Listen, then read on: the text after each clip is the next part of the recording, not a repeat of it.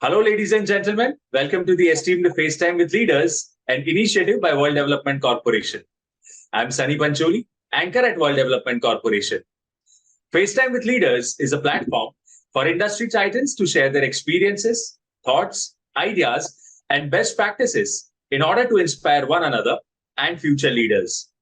In a nutshell, we attempt to encapsulate the multi-decadal learnings acquired by these industry leaders. We also hope that by conducting these FaceTime with Leaders interviews, we can bring together a global community of eminent personalities. By bringing together such visionaries on one platform, we hope to play a part in inspiring the lives of other leaders. Great learnings from great leaders undoubtedly assist everyone by identifying, nurturing, and using the trade secrets that are proven success formulas for many. And this is what we aim for with these sessions by making them a gathering of industry stalwarts and a knowledge sharing community. We have one such corporate heavyweight on FaceTime with Leaders with us today, Mr. Rajesh Bathija. He is a distinguished professional with an exemplary career spanning 2.5 decades in Fortune 100 companies. He possesses a unique combination of expertise, including 20 years of IT experience and 5 years of audit experience. He has proven his mettle as a pre-sales bid management professional, making significant contributions to business development, solution architecture, and leading global pre-sales teams for IT sales across various verticals such as BFSI, manufacturing and high-tech, retail and pharma, across multiple geographies, including the USA, Canada, North America, Europe, Australia, New Zealand, APAC, EMEA, Singapore, and Japan. With over 1.5 decades of relevant IT pre-sales experience, including 8 years in the BFSI, he excels in facilitating collaboration efforts, ensuring client engagement, and delivering customer satisfaction. Welcome to FaceTime with Leaders, Mr. Rajesh. Thank you for having me, Sunny. It's always good to be on the show. I think you set some very heavy expectations from my side about being visionaries and having, implementing those particular visions, which is one of the key tasks of being both a formal leader and during the course of I believe an interview is an internal exchange of views and experiences or perspectives and the different paradigms which we bring on board. So another important task of the visions is even implementing the visions. So during this internal exchange of views and perspectives and sharing of experiences, which will enrich all of us, including the audience, let's look forward to an enlightening internal exchange of views. Thank you for having me. Absolutely. So, Mr. Rajesh, to begin with, could you let our viewers know in brief about your career journey so far with highlights, namely important career milestones, decisive professional steps, etc.? Yeah, thank you. Yeah, it's important to know how the time has been invested. I believe in working from a space-rich and a time-rich perspective. It's not that you get to do a business or you get to do some kind of a work and then you get tunneled down into it, you get boxed into it. So my perspective is a little different. I believe that you need to have the mental space and you need to have time as a form of wealth. So I use that is because whenever we come to work, we are bringing our life energies into play, and those life energies we are trading for what, be it business or a job or a profession or consultancy, and that gets translated into wealth, which we again invest into kind of money. And we know money is a function of time, which is true and relevant in the world of business. Okay. So from that perspective, it is important to understand the way I chose to invest my life's energies. So thank you for asking me that question. Uh, it was very important to give you that background and prepare the audience for that background. So coming from that investment of the life's energies in a career spanning, 25 plus years, uh, like everybody else, I had my ups and downs in my careers, and I had to change career tracks from the world of auditing to the world of business development. Okay, so the world of auditing complemented my world of bringing of the business development with respect to sales and pre-sales, where I understood where the domain knowledge where you're coming from, whether it's the banking and the finance industry or the various other industries, be it manufacturing, high tech, or energy utilities. Because with the background in chartered accountancy, I have the unique opportunity, of understanding the business, the global businesses and the global domains, and what's happening on the changing business landscapes given the economic shifts happening in the various geographies in the regions, and translating that to business requirements or the business architecture. You were referring to solution architecture. So IT industry is basically a services industry. It is how we help enhance the end customers of our clientele is important. So it's important for us to understand the business needs and the business architecture, the business vision of our clientele, and those of the perspectives of their end customers. So if you are able to service those needs, that helps ensure bring in long-term stability for our clientele. So that is one of the reasons that explains to you the passion that I bring on board in this role of a business development kind of thing, and which also showcases my stability there. Now, coming to the highlights of the journey, when I was with Microsoft and I was there as a senior program manager, uh, along with my team, I believe a team has no leader, but everyone gets to contribute and cooperate and collaborate in the team. So that thereby, knowledge is a form of wealth.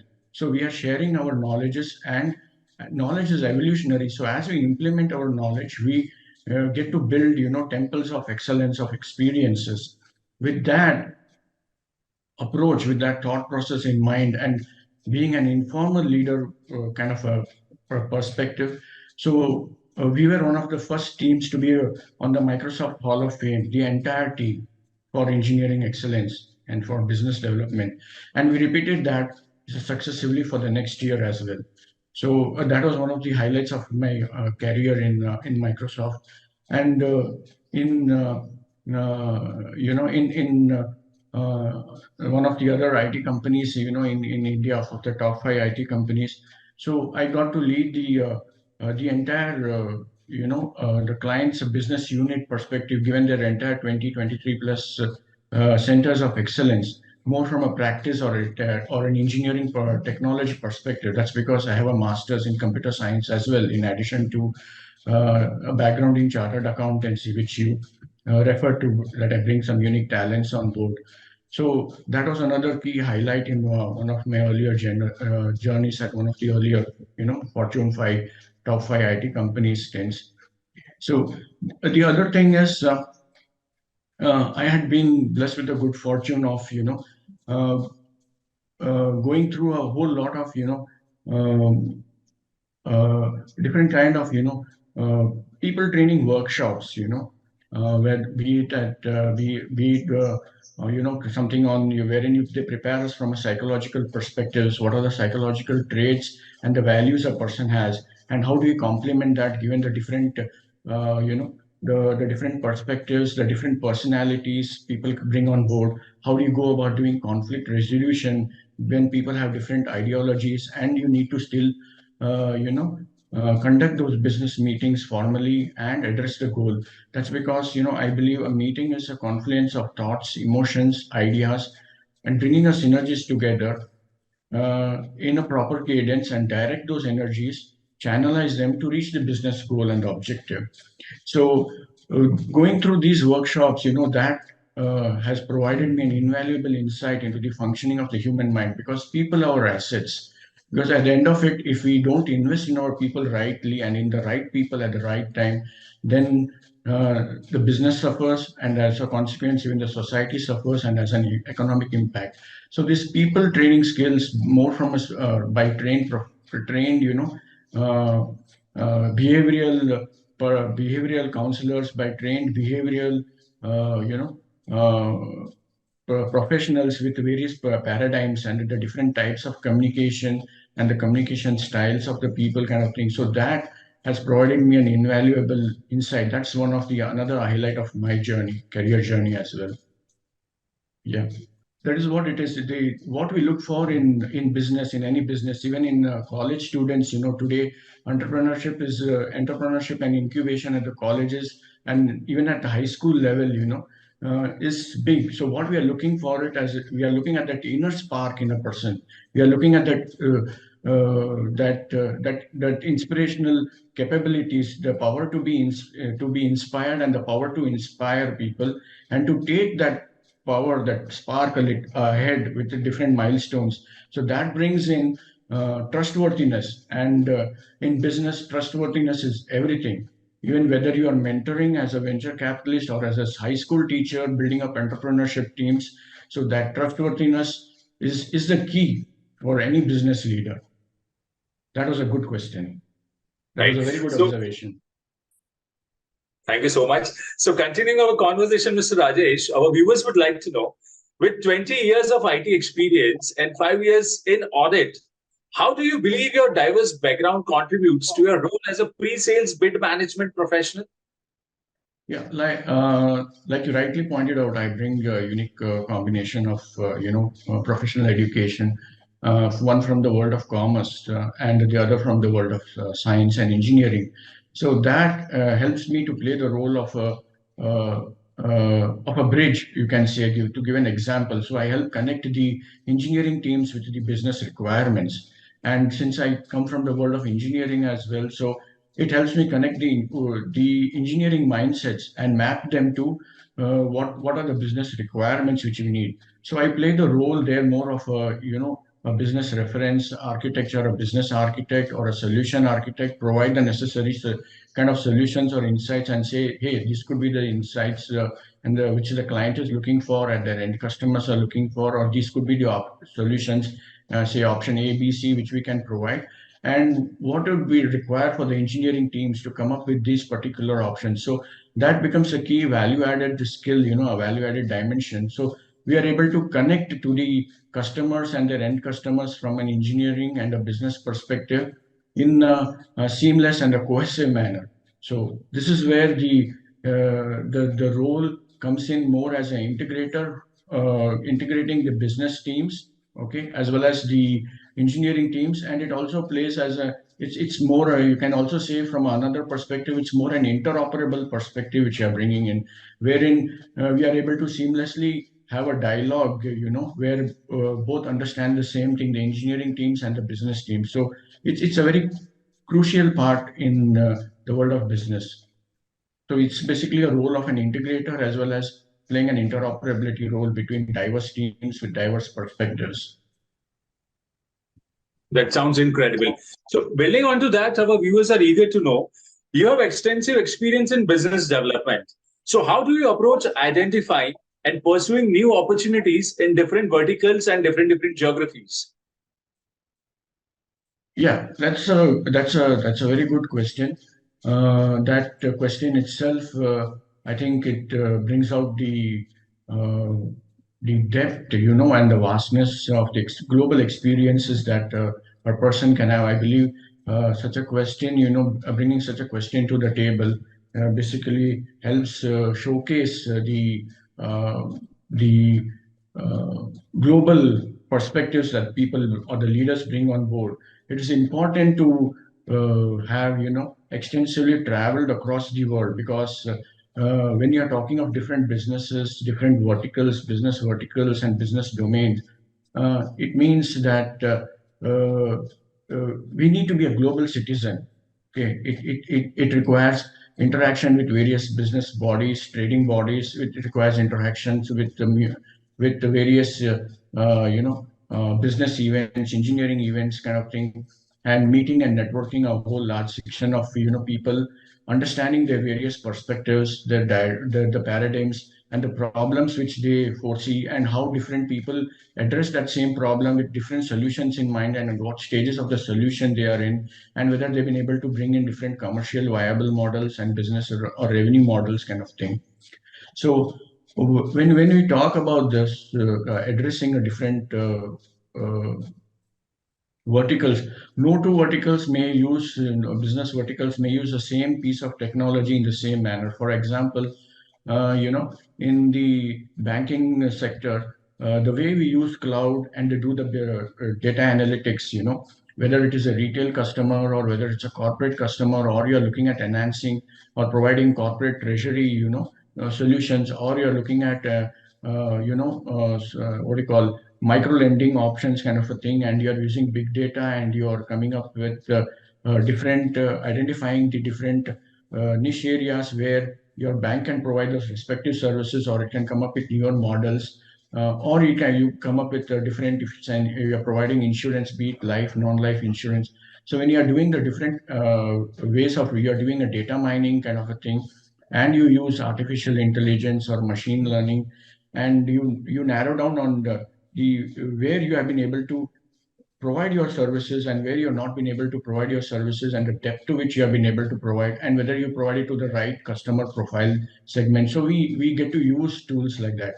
But the same way, if you had to bring it to a manufacturing industry, there it would be looking at you would be looking at the different models in itself, whether the right from the engineering, from the CAD CAM compliance, see the design and how the design meets the various parameters of the product which you are in, the engineering products that you are offering, to right down till the supply chain management solutions which you are looking at it and enhancing and bringing in effectiveness of your enterprise, and enhancing the effectiveness of your enterprise, and bringing in efficiencies of scale, so that you build economies of scale across different markets, both within and the country as well as international markets. So it's the same technology. It will be the same cloud. It will be the same artificial intelligence. It will be the same, machine learning. But the perspectives and the way you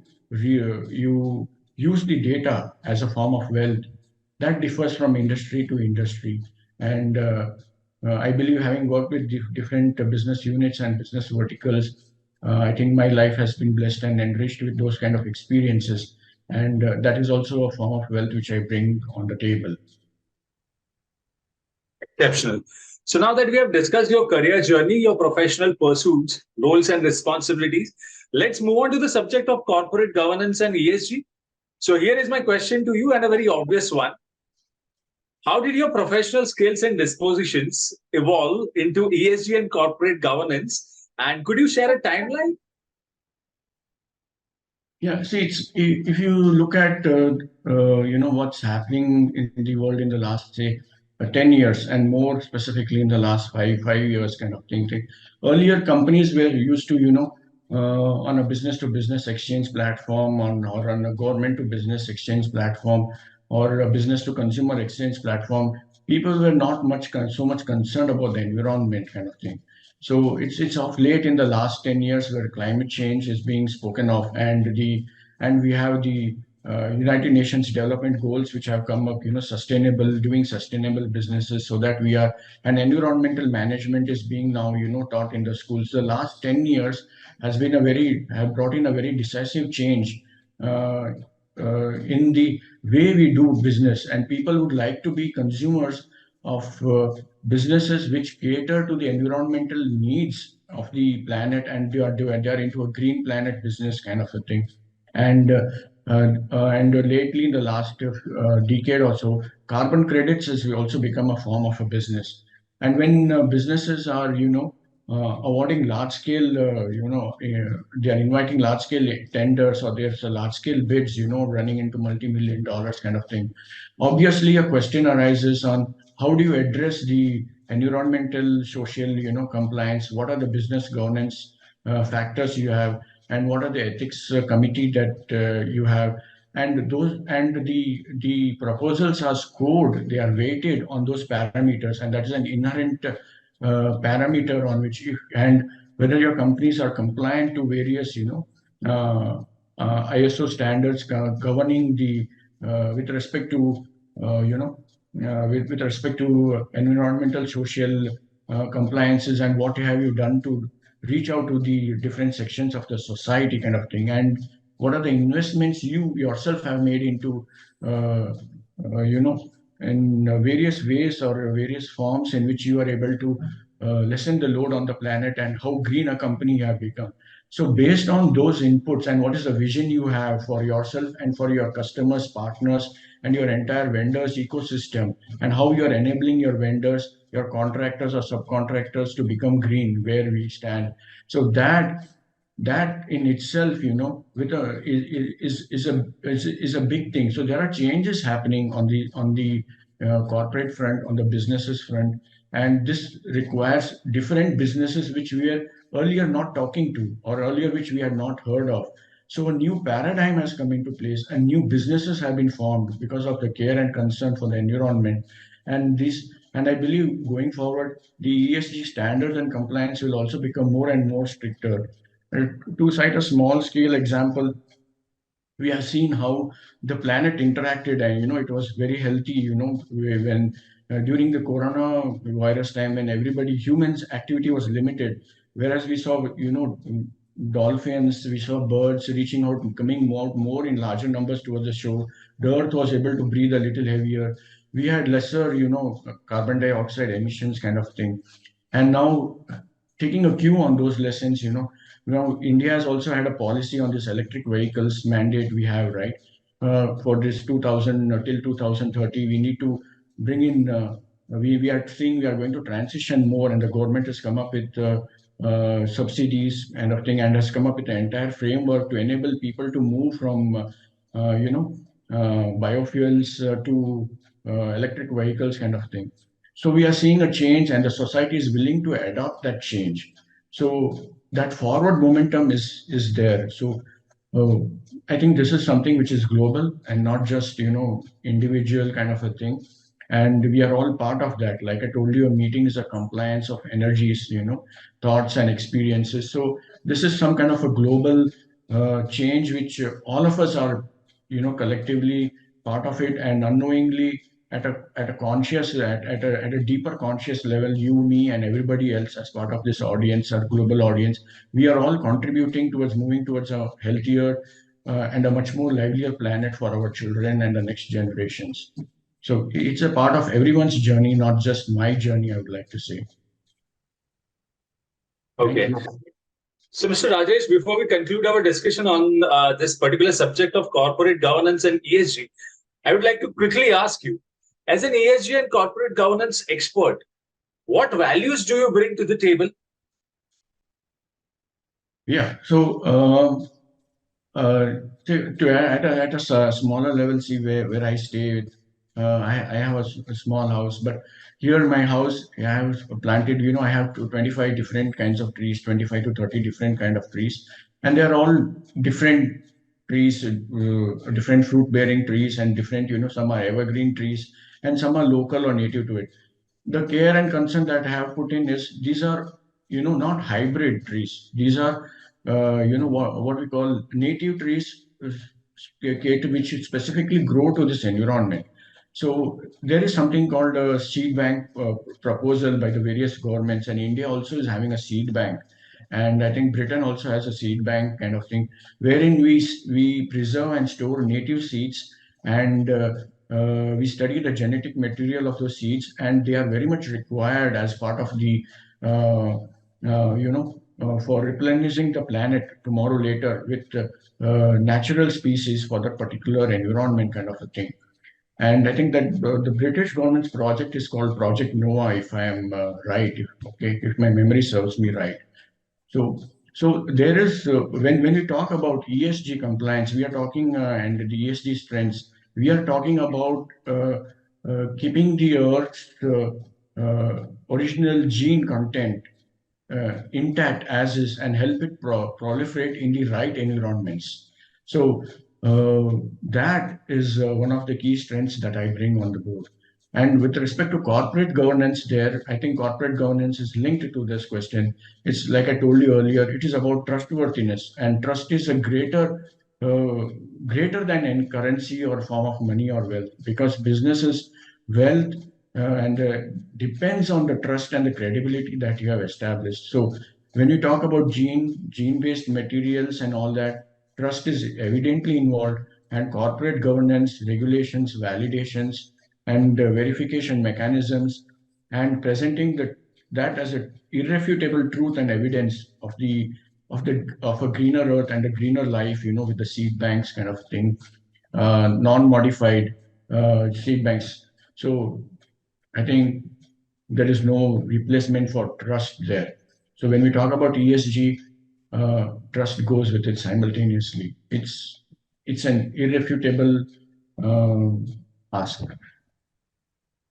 Absolutely. Strong corporate governance is the backbone of sustainable growth. Yes. Rightly said, Mr. Rajesh. All right, so let's move ahead and let's talk about technology. Since you are a bachelor in computer science and you have worked for more than a decade in technological space, so here are my two obvious questions to you. What are some of the most remarkable changes you have seen in your field with changes in technology? And what changes do you expect to see with the advent of technology like IoT, AI, ML, blockchain, big data, Web 3.0, etc.? Yeah, that's a good question. So let me give you a background precursor to it.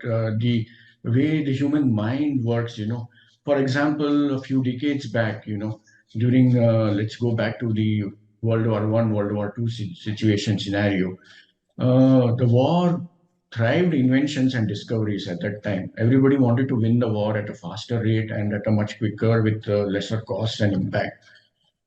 One of the key discoveries during the World War II was with respect to nuclear energy. Now, nuclear energy, you can use it either for today as a self-deterrent purpose, you can have nuclear weapons, or you can use it to treat cancer, you have nuclear medicine, or you can use it to generate electricity and for, have those nuclear reactors, you distribute, generate electricity, and that helps you, that's the backbone of your economy. You have an energy supply for your industries, for the economic needs, and it helps the population and the country and the civilizations to thrive. So, and there is no going back on the discovery of nuclear energy. Okay. Now, it is a different matter how nuclear energy is used, whether you use it for atomic weapons, you use it as for nuclear medicine, or you use it for nuclear energy for electricity supply and distribution, or you use it for irradiation of crops and protect your, food for the entire food security and build a food security for the entire population kind of a thing. So its uses are diverse. Okay, right down to the commercial applications, to the defense applications, to an end user using it, kind of a thing, or being a beneficiary of it. Similarly, in the digital world, there has been an explosion, and there's no going back on nuclear energy. Similarly, in the digital world, there is an explosion of artificial intelligence, machine learning. Then you have the industrial, Internet of Things, and you have artificial intelligence and machine learning combining with IoT platforms, and that becoming a whole new paradigm of AI IoT. Okay, and you have again, and that whole thing presents data in different structures, structured, unstructured formats, and data at different normalization parameters. So, okay, wherein you have to bring data seamlessly, you have to integrate data. Data needs to be brought onto specific data models for you to be able to generate your big data results, kind of thing. And having that whole data, you cannot store on normal storage devices. You definitely need cloud, and you have various clouds, like public clouds, private clouds, and you have this offered by commercial, the big three, like you have Amazon and you have Google and Microsoft, kind of thing. So we are seeing somewhere an explosion happening in the world of digital technologies we are seeing, and there's no going back. Now it is there, the technology is ahead of the regulations of all the governments of the world. And this technology provider companies have themselves become a bigger power base. And at times they become a much bigger power base than the government or intergovernmental agencies also, kind of thing. Because the kind of power that the technology brings and the technologies provides cross leverages across various sections of the society. So we are now seeing government bodies talking of ethics, and I'm bringing in an ethics committee, just like we are speaking earlier of ESG. We are now talking of an ethics committee, and any new technology that these companies bring on board, or with respect to AI, ML, or IoT, or AI, IoT. and people are impacted, their jobs are impacted, and the way the businesses, financial companies do businesses, the retail customers are impacted, the retail banking model is impacted. If people don't have jobs, how will they, banks be able to offer, or the insurance companies be able to offer different products and services? Who will be able to buy them? And what do we do with the large working section of the population? So there are questions there. So it has to go through like an ethics committee and an ethics council, so which is still in the drafting stage, and the regulations required around it. And with this, there is a denial of service kind of thing in the world of cyber attacks by state actors or non-state actors protecting or safeguarding the population. For example, everyone is doing. You are having the digital rupee, you are having phone pay. Now, an attack on the phone pay, the digital banking system, it and with a denial of service, it can put the entire country at risk. So newer models of cybersecurity, how do you ensure the country and the individual right down below is safe? So newer models of uh, cybersecurity, detecting those threats, cyber threats in advance. So I would say that the normal jobs are being replaced by more technology intensive jobs, and we need to have a forward thinking. There is no need to fear these technologies kind of thing. We need to, these are very exciting times and transition times, and the people need to bring in, like we were speaking earlier about spark enthusiasm in right at the children incubation level to venture capitals, business incubation kind of thing. So it is this spark and this enthusiasm in the people, that the gung-ho attitude. Mankind has always been, moving forward in the timelines. So that spark and that enthusiasm will propel people, and even at the individual family levels to look for these newer paradigms of technology, the newer learnings, and the newer aspects of economics that this would bring in. So I believe these are very good transition times for a lot of people across the world, where we collectively we will all be able to make it, because that is the direction or the thrust in which we need to move. Just like I gave you the example of nuclear energy, similarly this is uh, brought in a whole lot of a thrust for mankind to move forward and to have hope, and to cross collaborate across different countries, and across different, it's becoming a more and more a global village where different communities are able to interact with each other. People are able to reach out across the globe to someone or the other, and have like-minded energies and bring in synergies and address the problem in a distributed way, and bring in a lot of synergies, and newer business, what we call as blue economies, are being born, which we are unable to even sometimes even imagine now at this point of time where we are. But as we implement and as this evolves, I think the future is really bright for the whole world, not just India, India inclusive. That is a very good question. Thank you. Thank you, Mr. Rajesh, for sharing such insights into the subject. Let's move ahead, and this brings us to the last question of the session. So here it is. We are building a community of industry magnates. The move is meant for cross-pollination of knowledge and building a knowledge-sharing community of corporate giants and industry experts. So what are your thoughts about these initiatives taken by Mr. Zishan Pathan, Mr. Heval Mehta, and the whole team of World Development Corporation? Cross pollination is, uh, when you're saying cross pollination, it speaks of the vision, it speaks of the strategy and the tactical intelligence. See, when we are talking about business leadership, we are talking about a vision, and to enable that vision to happen, you need strategies, and that for those strategies at the operational level, excellence level, you need tactical intelligence. So cross pollination is something which is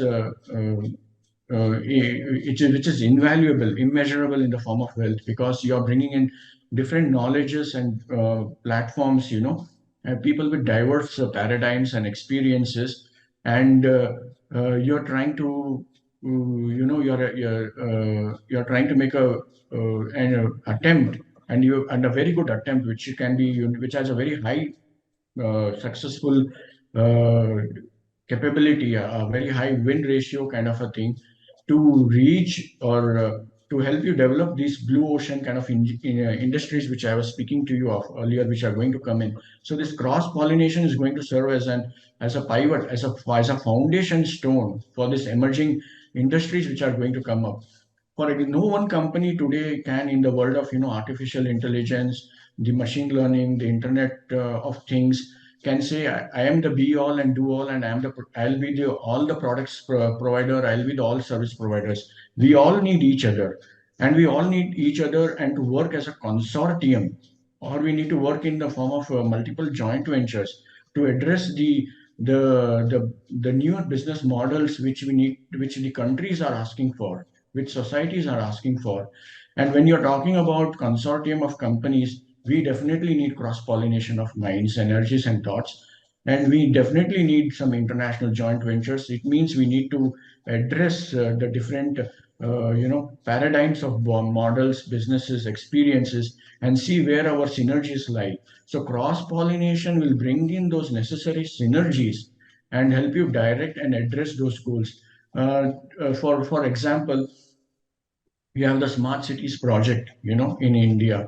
As part of the smart cities project, you need to bring in the public infrastructure, you need to bring in the government regulation bodies, you need to bring in technology bodies, you need to bring in you need to include. At the end of the day, it is for whom? It is for the common man. You bring in the voice of the common man here together, and you need to bring in a whole lot of you need to bring in the legal frameworks, you need to bring in your legal luminaries into it, how we are going to govern and administer this, and you need to bring in what do you call, how this is going to streamline the entire society and help build green corridors. Let's say if it is a traffic management system and it is related to ambulance related network offering on the 5G kind of a spectrum, and a person is able to reach out to the nearest health services provider kind of a thing, and you have an integrated traffic management solution at least. So you are having your traffic police also involved in it. So cross pollination is the key there to bring in the synergies from all these various stakeholders. So cross pollination is very, very important. It's like the oxygen kind of thing for this newer business models which are going to come up, given the digital disruption of the emerging technologies which we are having here. Great. It was fantastic conversing with you, and I'm confident that your insights will inspire future leaders. Thank you, Mr. Rajesh, for joining us today. Wish you the best for your future endeavors. Moreover, trust that this initiative by Directors Institute has unquestionably expanded the participants' understanding and enriched their minds. Yeah, I would like to tell, on a parting note, questions are welcome. Questions, thoughts, never keep your questions in your mind. Always do express your questions in mind, because questions, doubts, fears, anxieties, these are basically telling that the consciousness is communicating to you, your intuition is communicating to you, hey, something is not clear. So you need to express your questions, your doubts, your fears, your anxieties. They are your assets. Okay, you need to invest in them, and you need to speak out your questions, doubts, fears, anxieties. So that will help address things, and it will help bring different more perspectives. Or we will get to know, all of us will get to know, hey, we do not have an answer to this particular thing. We need to find out, and it can lead to inventions, discoveries, or newer forms of governance kind of things which we are not able to think of before. People might be in a tunnel syndrome, or they might be blocked, they might be deep down into that tunnel kind of a kind of exercise, or they might have reached a creative block.